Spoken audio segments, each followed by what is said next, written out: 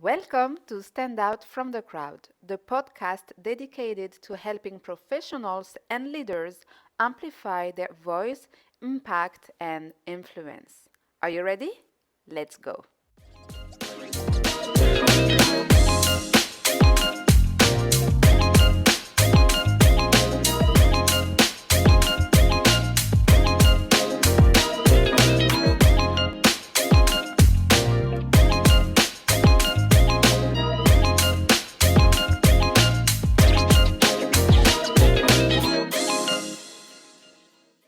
Good morning, good afternoon, good evening. Bonjour, salam alaikum, everyone. Today's live is a little bit different because the setup is a little bit different. But listen, this is part of the life of an entrepreneur. Sometimes you have to compose with what's happening in your life. So this is my current situation. If you're new here, welcome. My name is Doreen Benamara. I'm the host of the Stand Up from the Crowd podcast, and every single week I interview some of the brightest leaders and entrepreneurs in their industry. And today we are talking about entrepreneurship and how you can make the jump from being a full-time employee to becoming a full-time entrepreneur. And today's guest is a successful immigrant woman. She is one of the success stories that I love discovering and sharing with you because, we're going to share the good, the bad, and the ugly as usual.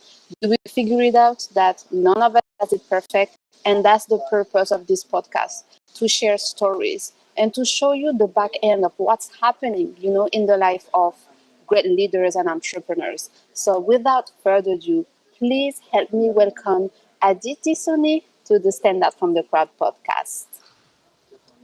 Hello, Aditi. How are you doing? Hi, Doreen. I'm good. How are you doing? I am doing wonderful. I see many of you on the live today. Wow. So please use the comment section. Aditi, so tell us a little bit about your story. Firstly, thank you, Doreen, for taking your time for me and then sharing my story with your audience. I've been, thankful. It's been a great platform. So excited to tell about who is Aditi and how I started this. So my name is Aditi, and I'm the director of an immigration consultancy, which is named as Trust Cosmic Immigration. We provide immigration services ranging from temporary resident applications, to permanent residence, refugee asylums, and a lot more spousal sponsorship and other categories to the clientele, global clientele based in, all over the world. So our part is to help the families to get reunited with each other or come for Canada and start a new journey as an immigrant, as we all started, and make their dreams come true. Women get a lot more opportunities in this country, as compared to other developing countries. So that's what I do at present. And how I started this, long story.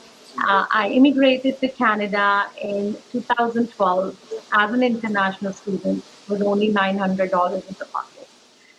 Right, and then and then interestingly, I saw people from all other countries, and it was very different. Back home, we all see North Indian, South Indian, East Indian, West Indian, like all Indians, and here I see other cultures, other people. They all have their dreams, and you know what? At one factor, they want to settle in Canada. So I understood from very early days when I moved to Canada that immigration is a hardcore need of our society. When it comes to the labor market growth or it comes to our Canadian economy, immigration is required. And somehow I did all my process by myself, and I started working in immigration sector right after my high school back home. So I had an exposure already. I decided, why don't I start freelancing and start helping people to do their immigration, right? To whatever they want to do, whether it's study visa, work visa. I start taking freelancing clients. So let's pause here for a minute because that's very interesting. You moved to Canada and you found yourself obviously in a context that was completely different than Correct. where you come from, and you realized that there was a need, there was a special need, right, a specific need that eventually you could feel. And that's very Correct. important here because, and I would like you to tell us a little bit more about your process, because a lot of people have a lot of ideas. A lot of people have a lot of good ideas. Now, how do you know, how did you know that the idea that you had in your mind had the potential to be turned into a profitable business? It took many years. It didn't start it at the first go. Like in 2012, I saw the need and I saw that there are more jobs and way less people. For example, when I came as an international student, I'll apply for part-time jobs and I'll get a call from three jobs because I see that they don't have employees. And Canadian labor market depends upon immigrants. Also, I see that people get married back home because of the cultural beliefs, because of religion beliefs, and what they have to do to reunite, do the immigration. Canada is such a big, country from a land perspective. However, the population is low. So I saw there is a need for people, right? And whereas historically, Canada was not open to immigration. The immigration started after 1967. So I saw that Canada is pretty favorable when it comes to immigration, and we really need people in kind of every aspect. And then I started, helping people just as a freelancing. However, it took me approximately 4 years to realize that I can start as a business. I am good, right? You always doubt yourself. I was doubting myself. Oh, people coming to me because I'm freelancer. Maybe they're saving money, or maybe they just need some help to fill up the papers. But when I saw people coming to me because of my services, they trust me. They first start with one application, then they give me another application, means they trust me. I'm understanding them. I'm getting a lot more references business now. I'm not marketing anywhere. I'm doing from my basement, honestly. But they coming back to me means there is something in me. So it took 4 years therein to understand, I can be an entrepreneur. We have lost our dear friend Aditi, so I would wait a couple of minutes for her to come back on the show.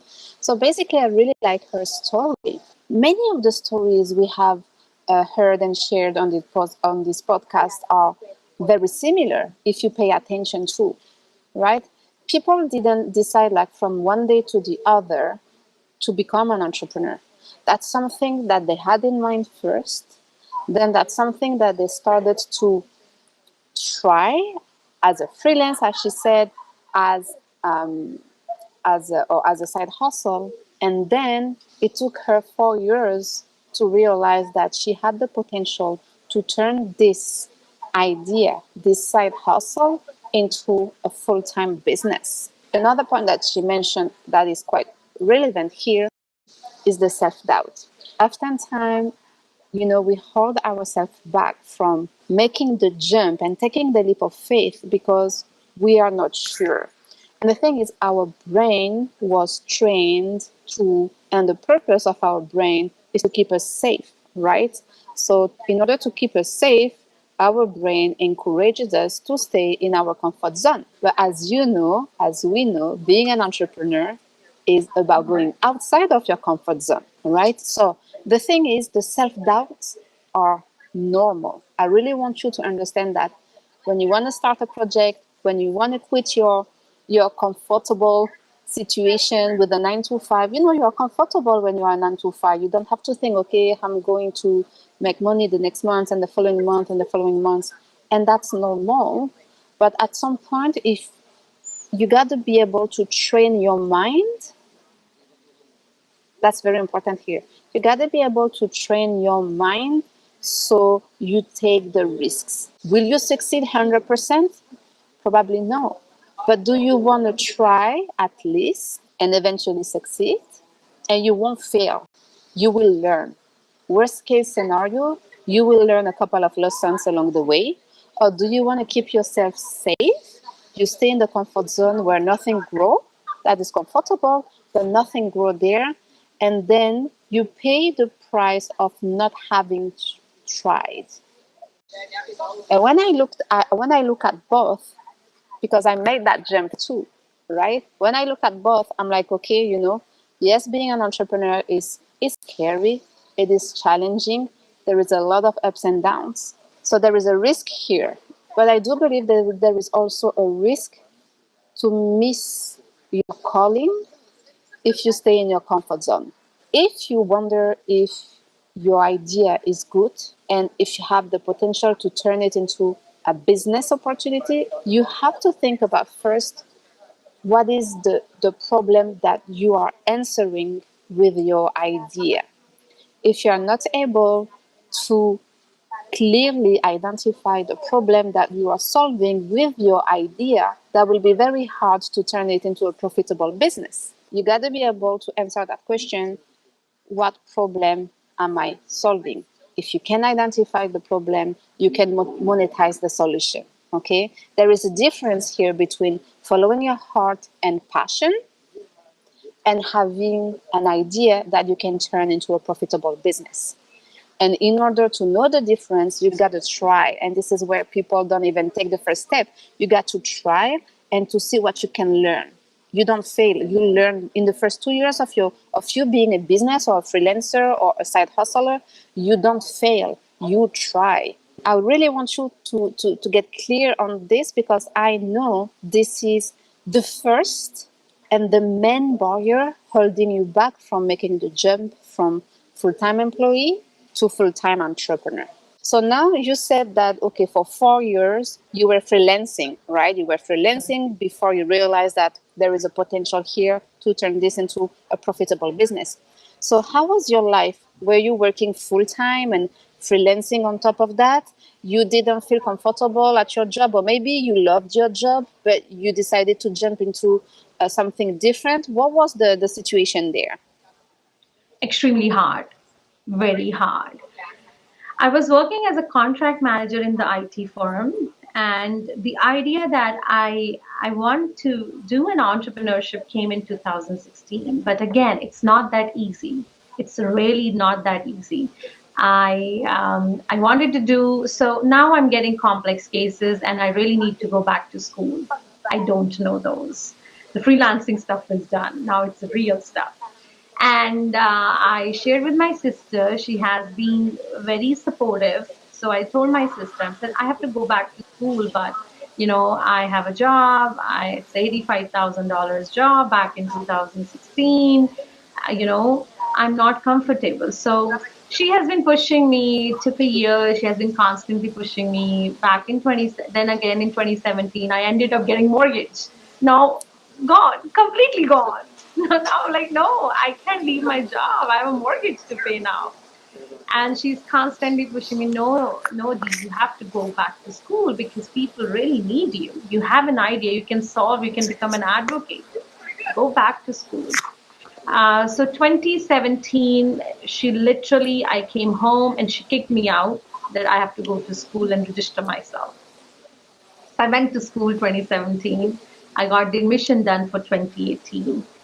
And more hurdles now because you have a full-time job. So my job's supposed to be 8 to 4, but now I have a school 5 to 9. What to do? I was blessed with an amazing manager who understood my dreams of having an education and do something on my own. So my work timings were changed from 8 to 5 or 9 to 5 to now 7 to 2. Oh, So yeah, he was an amazing. His name was Carlos. Amazing.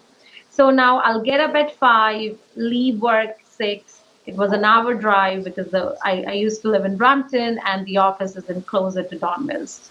An hour drive. I'll work 7 to 2.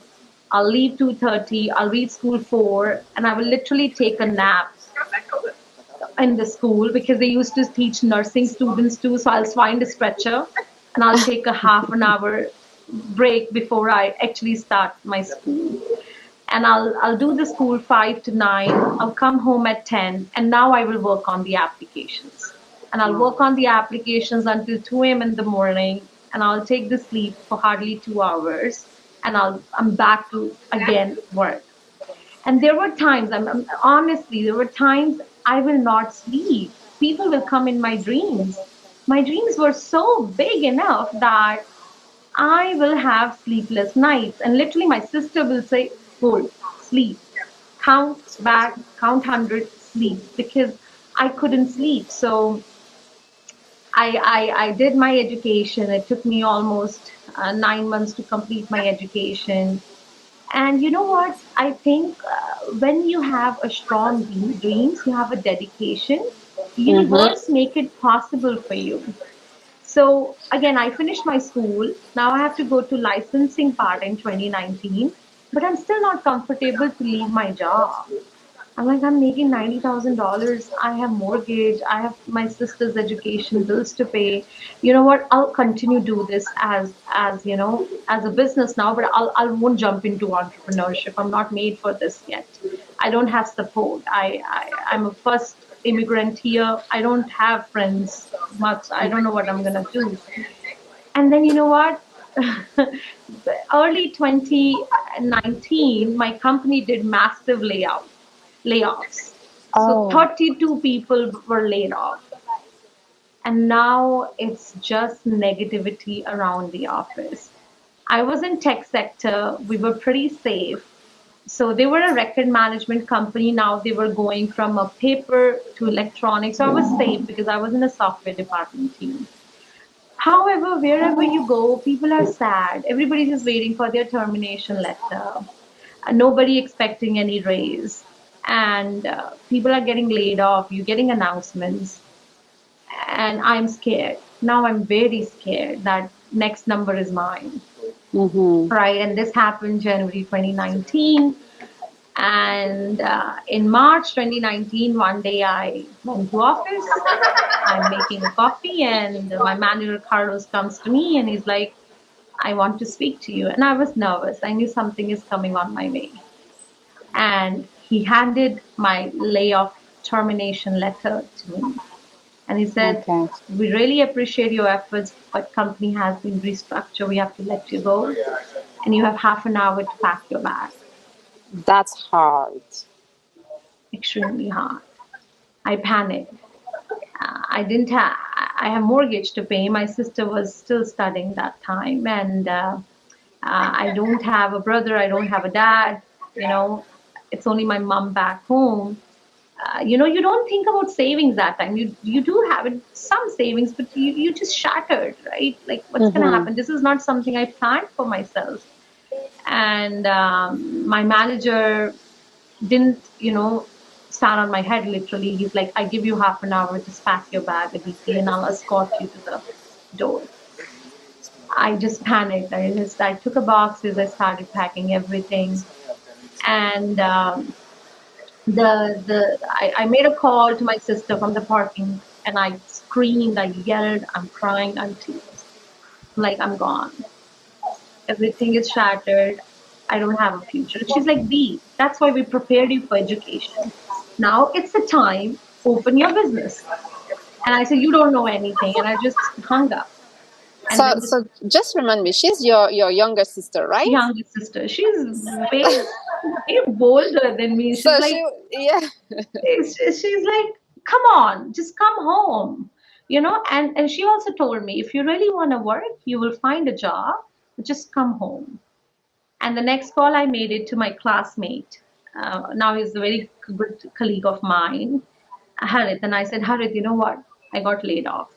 I won't be able to come to school because I still have some subjects to complete. And then he's like, okay, don't worry. Don't worry about it. You'll be fine. And I used to date a guy at that time. Now he's going to be my husband in 2 weeks. We're getting married. So Congratulations. Thank you so much. So I call so Annie is now, you know what? I used to text him once I reached office, good morning, and I'm gonna start work. And that day I didn't texted him because my morning was not the same morning. I'm fired, right? No matter what, laid off is a good word to say, but I don't have a job. I'm a jobless, right? And then I answered his. He has been constantly texting me, and I just said I lost my job, and I started crying. And he's like, just leave everything and come and see me. He used to work in Wells Fargo that time in Mississauga. I drove to him and we went to the place where we first started dating, coffee culture. Right there, it was mine. And we had a lunch. And then the next thing I did, right then and there, I drew the roadmap for my entrepreneurship because I feel that there are problems everywhere. Like everything you do, from the get up until the end, there is an issue. Sometimes you want to sleep more, sometimes you have a more traffic, your morning is not the same morning, but you have a solution. You have to think the solution, and that's where you take your all the anxiety away. Mm-hmm. So we drew the roadmap of my entrepreneurship that I'm going to start my business now, and we left with the business plan. So where? Hold on a minute. You went. You met him at the cafe, and Correct. so and then you decided there to draft your business plan. Did you do like in a movie? You drafted your business plan on a napkin. Well, he had his laptop bag, so and anyways, Okay, I okay. had my So bag. it's So modern word. we drafted how it's gonna happen. Do I need office? I'm gonna work from home. It's gonna be alone. How many clients do I have currently? How can they support me? What is my we drafted everything so that because in business first 6 months it's very hard. Mhm. First 6 months to a year is extremely hard, and the only thing you need is confidence. You just learn, you listen to podcasts like you are having today, you listen to the motivational speakers, you learn from their struggles, from their failures. So you know what, I knew it's gonna come, but I did not know this gonna come that way. But you know what, Doreen, it was good it came this way. Otherwise Yes. I wouldn't be an entrepreneur. I am blessed that my manager did lay me off And you because know that's the thing here. Like oftentimes we think that we have to be ready, we have to know it all before making the jump to entrepreneurship. And first of all, let me tell you, and Aditi, I know it will resonate with you. You are never ready. There is no such thing as being ready, especially with entrepreneurship, because you learn as you do with entrepreneurship. That's the thing. That's the rule number one. And number two, it never happens the way you would eventually have envisioned it. There is something that pushes you out of nowhere to become an entrepreneur. And I think there is two situations here. Either you start a business because you decided to, you feel ready and that's something that you want to try, or you start a business because you have no option. You have no other correct. option. And oftentimes, and especially when you are an immigrant in a country, oftentimes when having jobs can or finding a new job, so we're going through situations that are so hard and challenging that at some point becoming an entrepreneur is your own solution when you have your back against the wall. And I feel that's what happened to you. You find yourself like overnight with your back against the wall and you were like, okay, what do I do now? And entrepreneurship became the solution to helping you go ahead in life. Exactly, exactly. Because I had no other option. I knew that I'm not gonna find a job. And anyways, honestly, I was still applying jobs. I don't wanna lie to you. I'll still apply a few jobs because I was still thinking jobs will save me. Because you know what? Now you are going to decide your journey. You are responsible for every move you take, right? And I am the IT, I am the consultant, I am the admin, and I'm the receptionist. right? So and I'm not saying any job is less fortunate in its own way. It's just that you know what, in office I used to work 7 to 2. Log off means log off, and now my gym starts. But it was different. You know what? If you find me on Facebook, you will see from 2019 to 2021, I'm not active. Hmm. I was actually, trying to find out. I saw your picture when you landed as an immigrant, and it melted my heart. Oh, And I was thank trying you. to scroll my Facebook. I'm like, I was exactly the same because nobody came to anyways pick me up also, and I was lost, with the very little money to even have a cab. And and then I realized that I don't have any post or picture or messages for 2 years, right? Because I was struggling. It's not that I was not able to pay my bills. God has blessed me. Hard work always pays you off. And I was very, determined that I'm going to do this. I'm going to make this work. But the transition, the functions I lost, the events I lost, my own personal life sacrificed in a way that I was completely gone from the world, right? And that's okay because if I did that, I'm now able to talk to people that Yes, I wouldn't be able to because you know what? One time I used to date a guy, and he's like, did you dated anyone else?" And I said, "Of course, I dated a few more guys." And he's like, "Oh, okay, so." And the reaction wasn't good enough. And he's like, "Okay, how many guys you have dated?" And all that stuff. We ended up. And I told him, I'm like, "We came here to talk to me, and my book is full. I have been writing stories in my book, and you're not the first one I'm meeting." Right? So I need to write those stories so that I can share with someone, that's you the know? thing. That's the thing. Right. Your story matters. And that's what I keep saying to people. And I love inviting guests like you on the show. It's because your voice matters and your story matters. And every time, and tip that I'm sharing with you all listening and watching us today, every time I go through hard times, I'm like, okay, you know what? A couple of days, weeks, months, maybe years down the line, that's a chapter of my story that I will be able to share the word. Correct.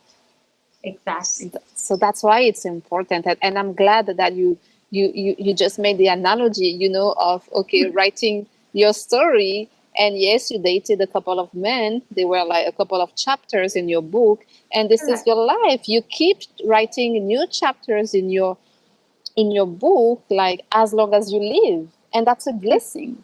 Yeah, that's the blessing. So I feel proud is proud. You have to feel proud on what you do. At least self-esteem or in your own inner world, you should be feeling happy. But Mm-hmm. I feel so blessed. I Yes. extremely feel so blessed because when I lost my dad, I was only 16. And coming from a North Indian male dominating society back home from India, I never thought that I'll be able to, like, I wanted to study always, but I never thought that I'll be so confident, even though I don't have any, male support. My dad was a brother to me. My dad was my first boyfriend. He was my best friend, and it's his blessing that he showered to me. And then every day I try to teach confidence to the women, no matter Wow. it's in my office, it's in my friend circle.